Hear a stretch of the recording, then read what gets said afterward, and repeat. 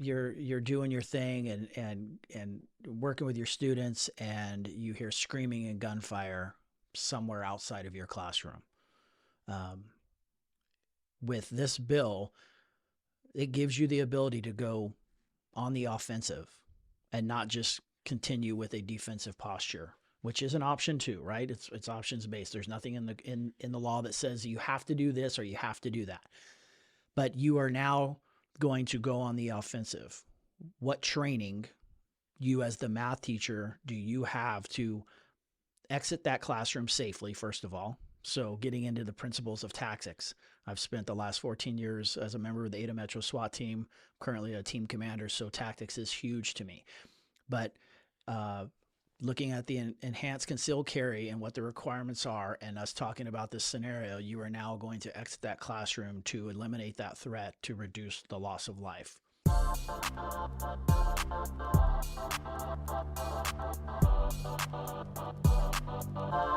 Yeah. Lieutenant, thank you for coming. Yes, thanks for having me. I appreciate you.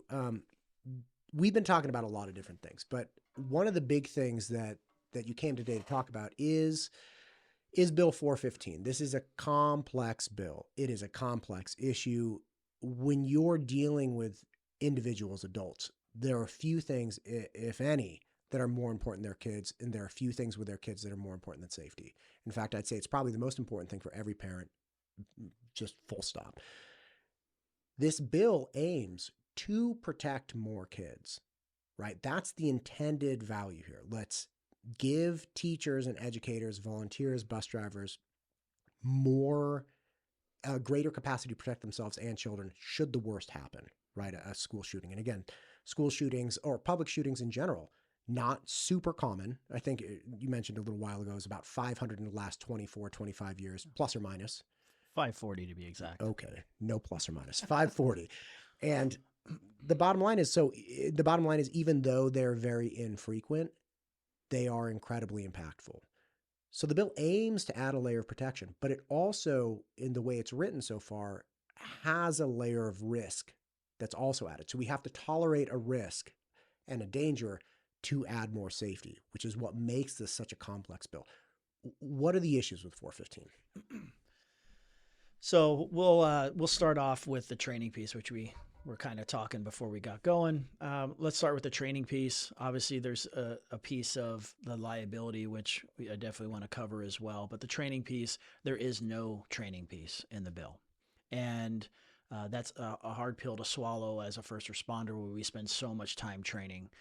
Since I've been up here for 20 years working with Meridian, we spend a lot of time training because we want high quality police officers serving our community, right? That can pretty much handle anything. And I would say that with any agency in around here that I work with.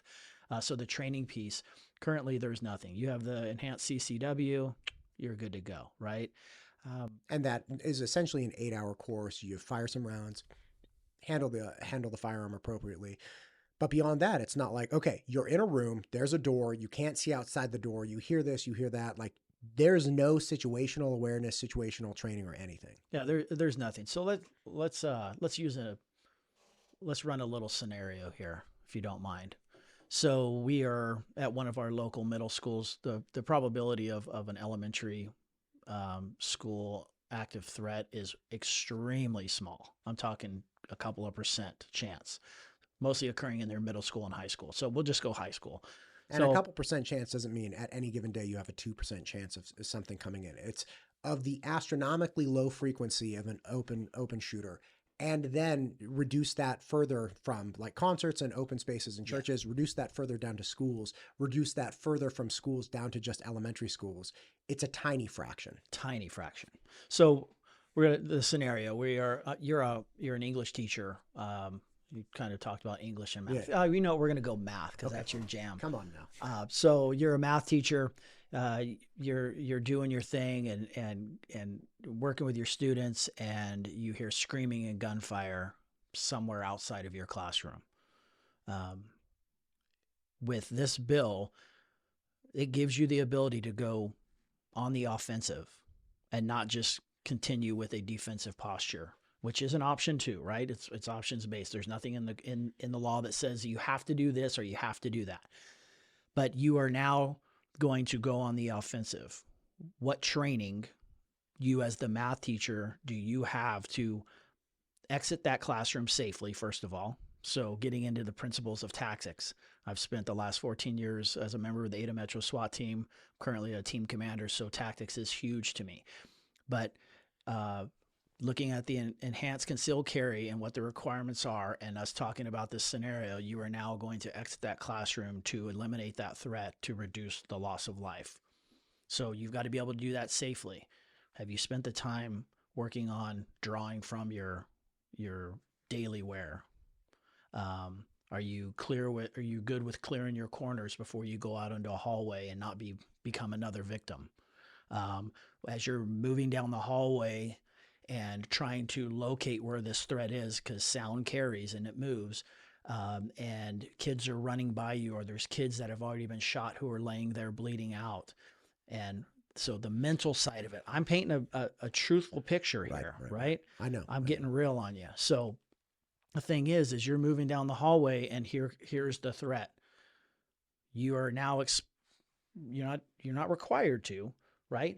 Nothing says that you're required to neutralize that threat. But since you're making these actions, obviously you're going to try to stop the threat. Have you been trained to move and shoot? Have you been trained to consider your backdrop? There could be kids running behind that threat, understanding that you are responsible for every bullet that leaves that gun that you're carrying. So all these things is where that training piece becomes so important, and where if we had a baseline of what's required, quarterly proficiency to include moving and shooting, decision making, right? Shoot, no shoot targets, very big, because again, a lot of this is all in your head, right? I can teach anybody how to be a proficient gunfighter. I can't teach everybody to be a great thinker in crisis situations. Right. Right. And again, let me be really clear. I didn't serve in the military. I don't have a law enforcement background. Several members of my family do, and I have very dear friends that absolutely did.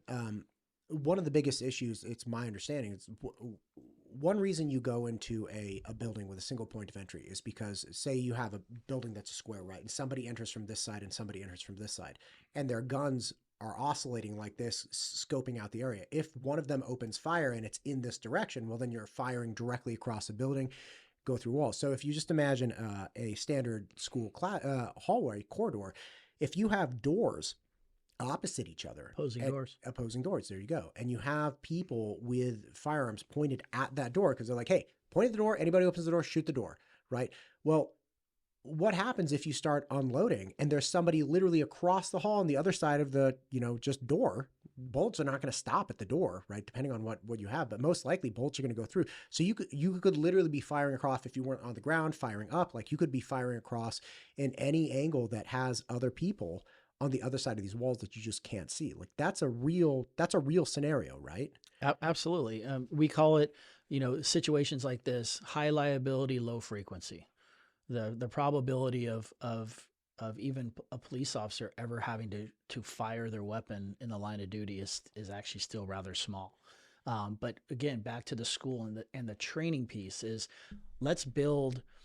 allow us to collaborate in this bill and have a voice in this bill to at least give the parameters of what we want training to look like. Like I said, quarterly firearms training that requires decision-making, moving and shooting, understanding backdrop, and just getting reps, because reps is what helps build the brain and prepare the brain for any situation.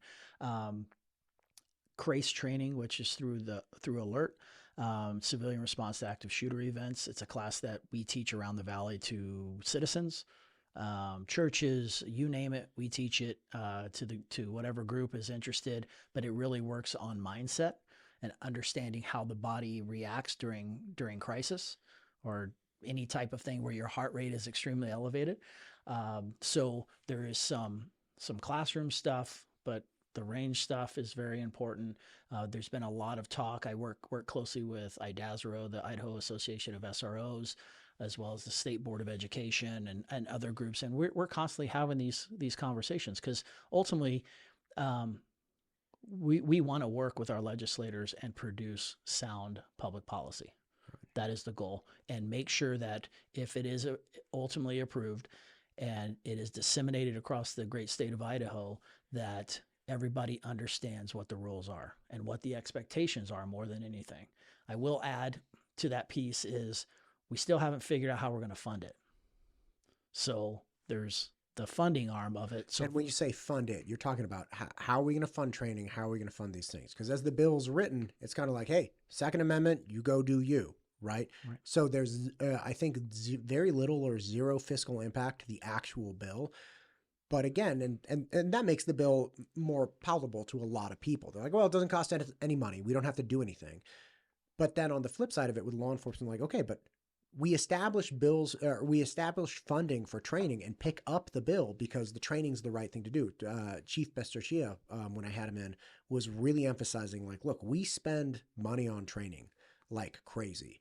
Because one, it produces a far better community relationship because you have officers that are trained more efficiently, they're trained more appropriately, they stay sharp on their things, you have fewer accidents.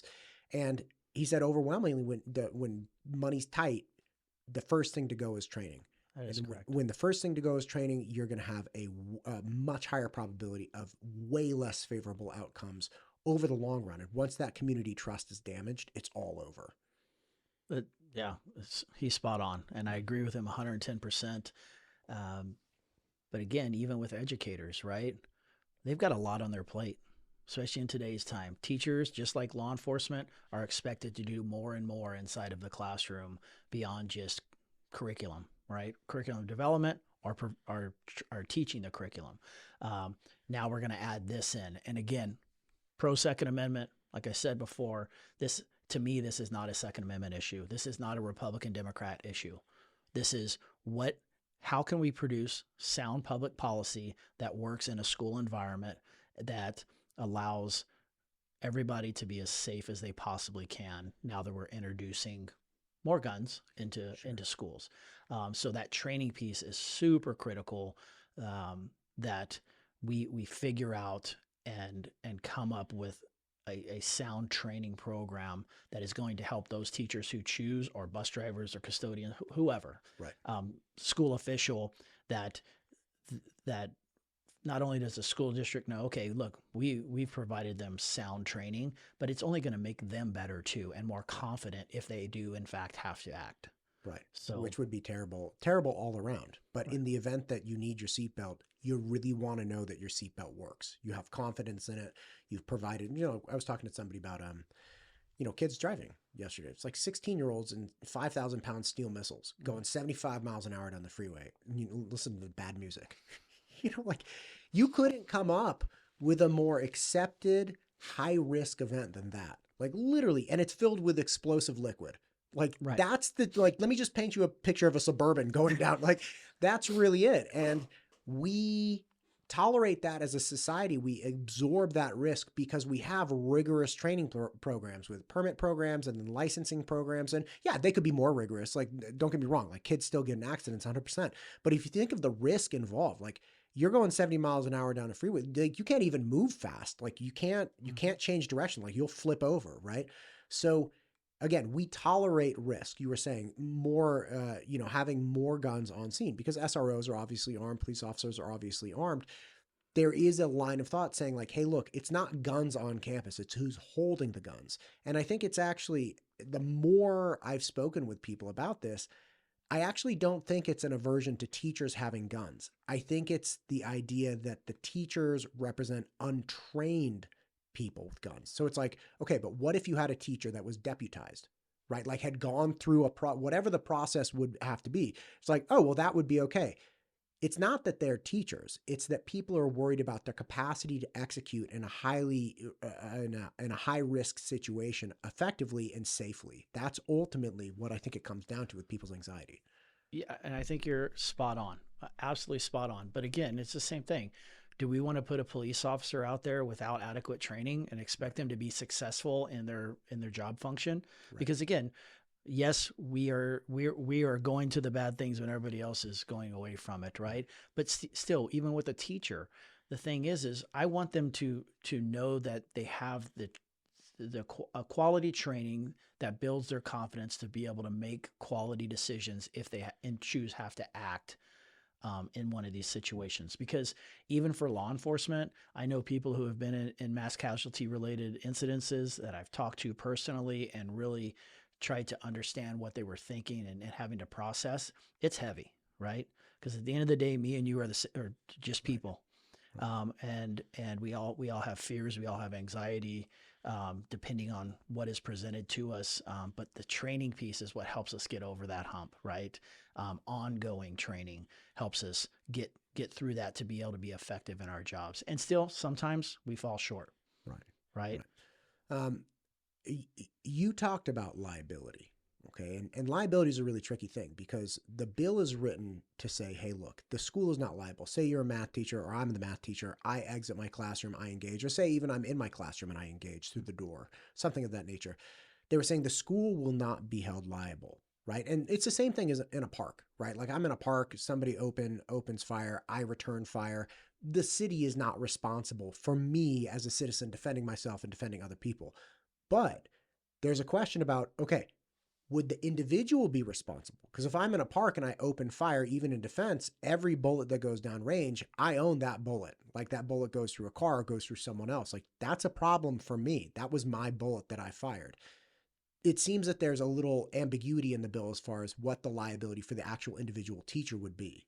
Yeah, and that's the second part. I think they hopefully this goes to redraft where we can all sit down and collectively come up with good sound policy is that we can really explain what that truly means so that because there's a lot of confusion like okay does that mean that hey things can go bad and everybody's off the hook right at Right. the end of the day one of these things happen everybody's getting sued everybody it happens at every Sandy Hook. I mean you name the incident Uvalde everybody got sued because that's just what's going to happen. So the immunity piece for me is like, are we really, is there really immunity? But I think regardless, they need to clarify that language so that people understand exactly what the intent of this immunity clause is in the bill. Because I Gotcha. still haven't completely wrapped my head around it. Because I've been asking questions, and depending on who you talk to, you kind of get a different answer, and we can't have that. It's got to be very clear to the person who has to read it and then ultimately implement this policy. Gotcha. Now, uh, one of the problems with this bill, or excuse me, one of the vocalized issues is that people say, hey, look, you're dealing with the symptom. You're not dealing with the problem, right? The problem is actually mental health. The problem is weak infrastructure, right? Because both of these are problems. Like without mental health problems, you wouldn't have people doing deranged, horrible things. And without weaknesses in infrastructure, you wouldn't have people gaining access to actually execute on these horrible things. And they're saying, hey, look, what about addressing mental health first, right?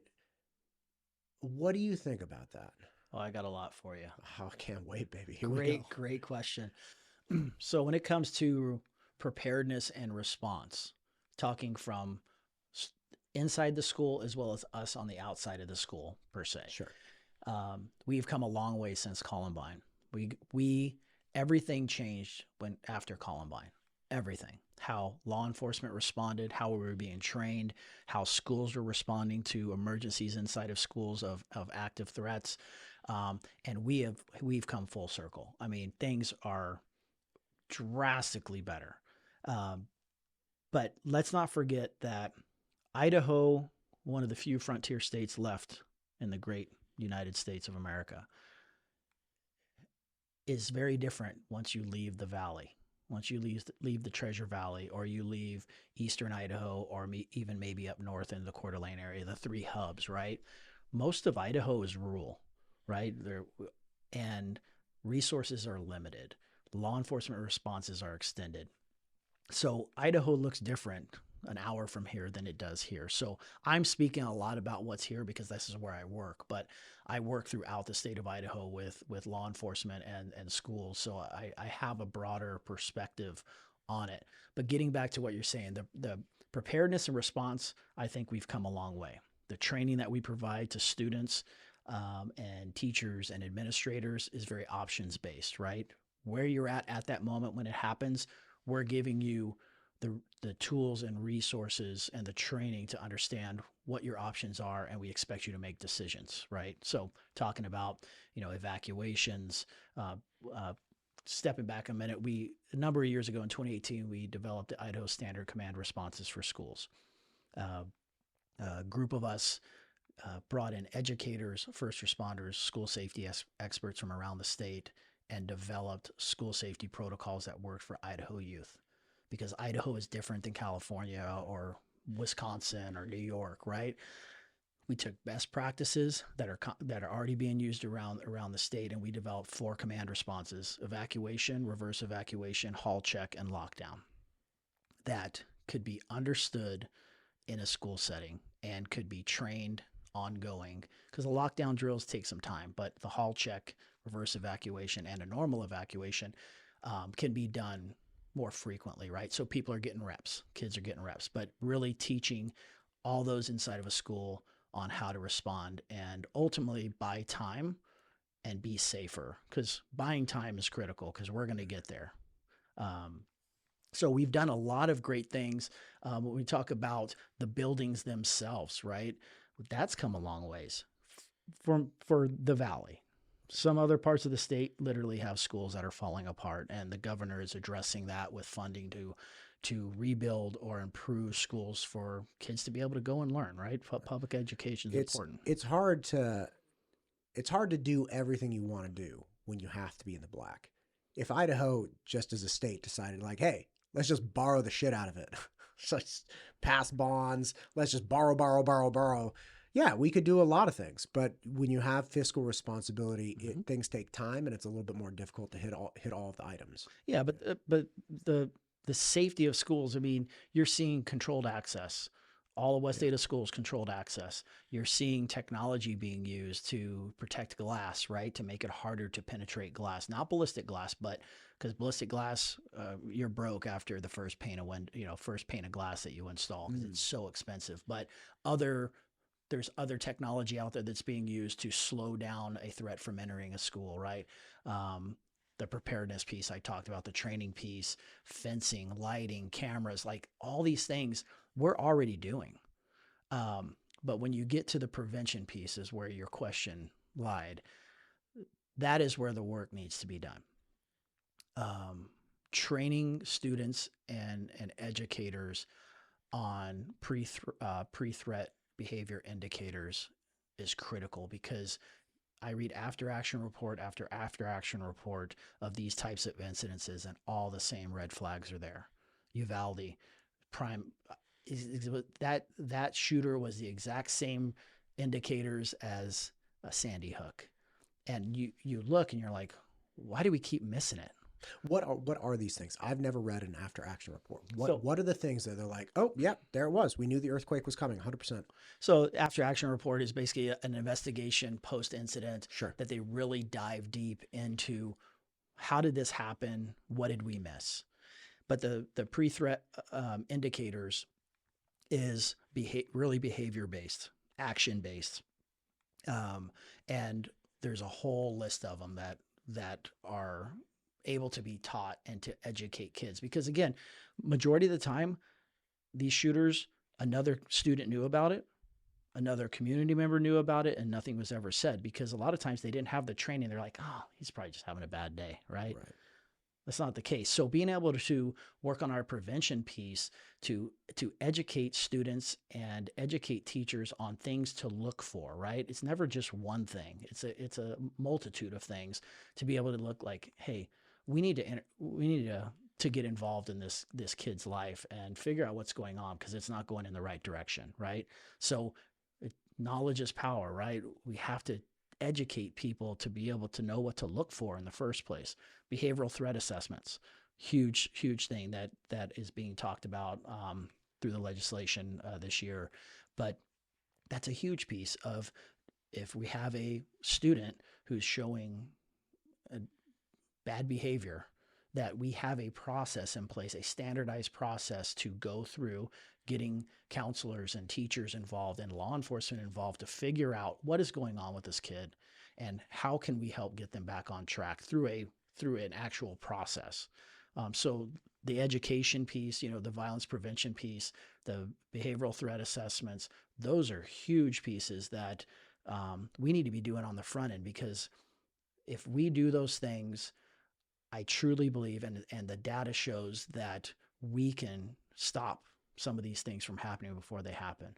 Last thing, CTEL Now is something that is an anonymous tip line that's used in Idaho, that I'd really like to see used more. What is it? CTEL Now? CTEL Now, yeah. So it's an anonymous reporting system that students or teachers can use.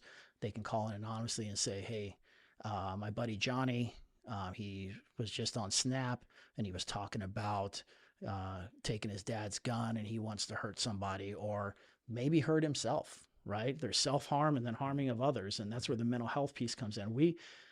I say this, and maybe I don't even know if I'm 100% correct, but I always say I feel like we're back in the mid-'80s where deinstitutionalization took place.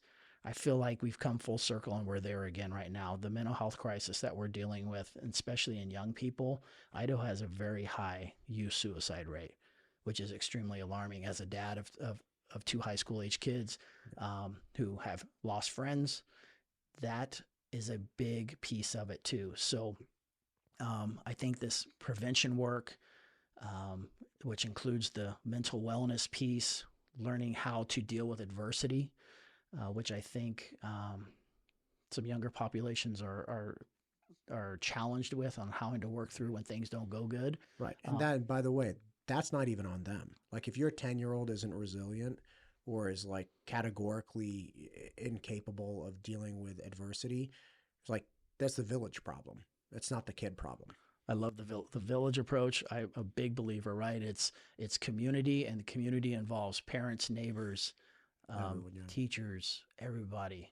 But again, in the schools, if we can provide some of that training to help get them better educated or understanding on how to deal with situations or how to report or how to observe certain behaviors, it's only benefiting us as the village, right? Long term, because then we're like, hey, yep, Johnny, yep, we need to get involved in his life and figure out what's going on and redirect that behavior to something positive, right? Or get them the help that they need. It could just be they finally hit their line in the sand, right? Because they're bullied or whatever. They have bad home lives or substance abuse or mental health, or throw it all into a big dish and stir it up, and there's Johnny on that day.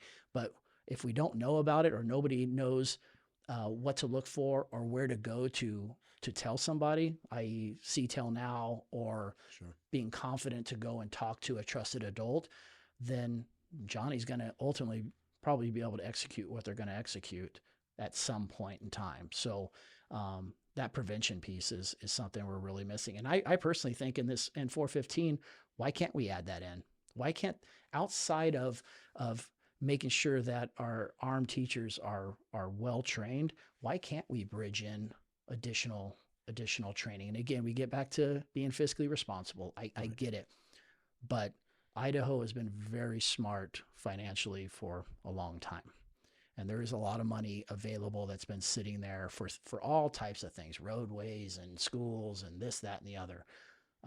As I sit here today, I still think the most important thing is our future, and that is our youth. Right. K through 12. They are our future leaders. They are our future workforce. Whatever we can do to better train them, educate them, and prepare them for life in school and after school, it's only going to make us that much better down the road.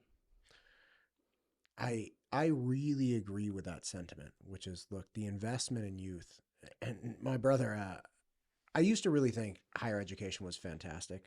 And it's like, oh yeah, like any dollar spent on education is great. It's like, okay, but that's overwhelmingly not true, right? Like, I think that's really becoming obvious. But that doesn't mean you don't invest in youth. It just means you maybe don't invest in, making sure everybody goes to college and graduates with, a sociology degree or something. I don't know. Right.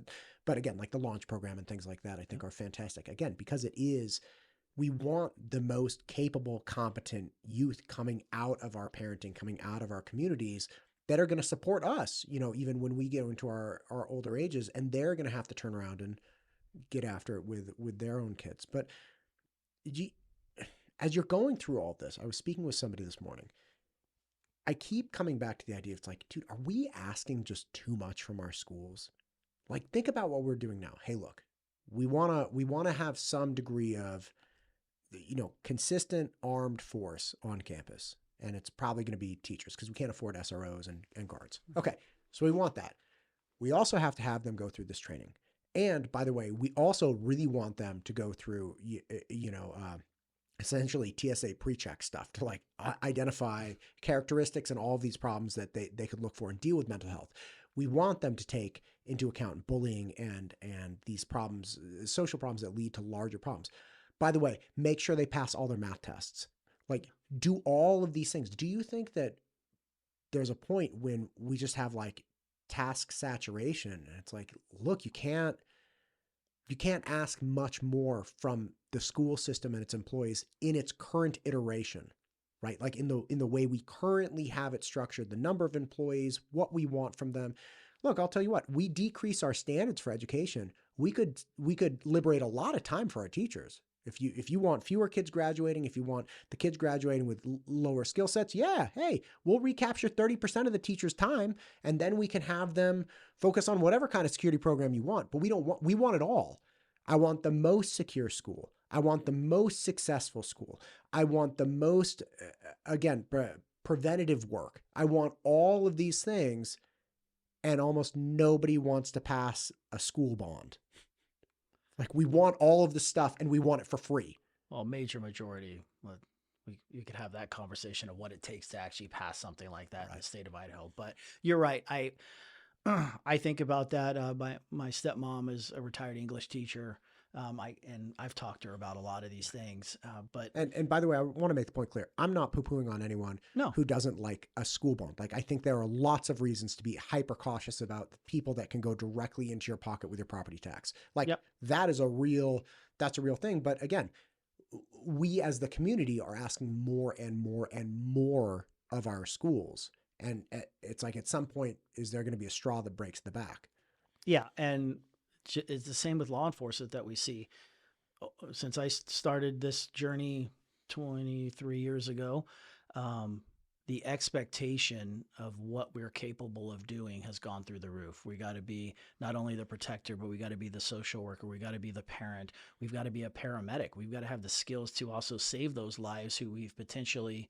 You're driving around with Narcan and stuff in your car. There's all kinds of things. I mean, majority of the calls we go to aren't even law enforcement calls. I mean, they're not even meant for us to go to, but that's what our communities expect, and we're going to provide that service, right? But the same with teachers, right?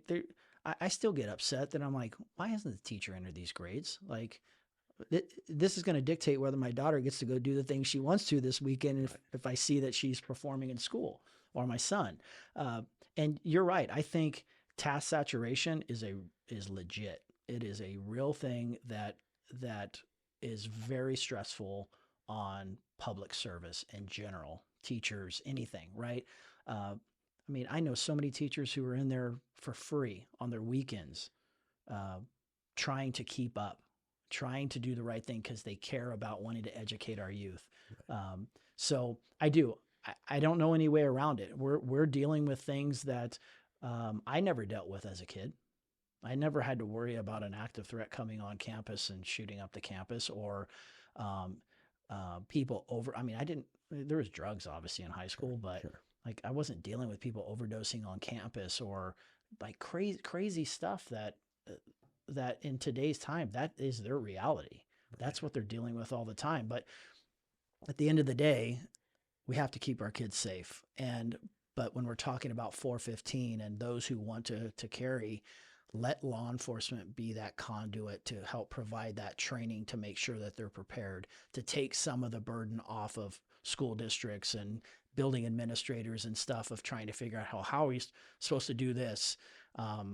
Let us help and make sure that they're trained well, because that not only helps further build relationships between schools and law enforcement, but it also gives us an active involvement for them as teachers to know that, hey, this is what it's going to look like when we're showing up, or the SRO that's on campus, this is what's going to happen, so that they have an idea of when they go to make decisions that they can say, okay, law enforcement's trained me that this is how they're going to respond and handle business, right? This may affect my decision. You made a comment earlier that I want to kind of go back on it before I forget. You talked about we were talking about how we've made schools safer and training and all this stuff. But one thing that I want to really clear up is the classroom is literally the safest place that we can have teachers and kids. Kids behind locked classroom doors is the safest place. Looking at the history of school violence, i.e., school shooters, not one shooter has breached a classroom door, a locked classroom door. Not one. Sandy Hook was as close as we got, where he breached the slot window, and ultimately started killing kids who were readily available and in view. But we've never had a kid or a threat enter a locked classroom door. They've never done it. Uvalde, there was an unlocked classroom door with a faulty locking system.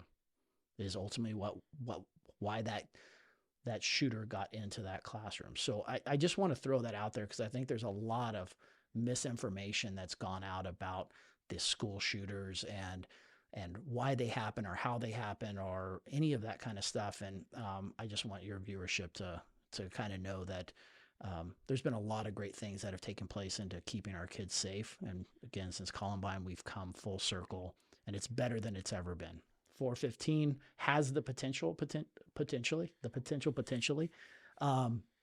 to improve. But again, that training piece is something that we've got to tackle before we can support passing this. Yeah. And again, I'm actually very thankful you brought that up, because it's very hard, I think, for a layperson like myself to conceptualize what are the safe, but like, I just think of a school in general. It's kind of like, oh, big red flag everywhere. But even just identifying, hey, look, if you get people locked into classrooms, you have an exceedingly high probability that those people are not going to be harmed. And working towards those things, it's like you're saying, a faulty locking mechanism. It's these small things that I think people want big action. And I'm guilty of this too. Sometimes I'm like, we need, like, something large needs to happen.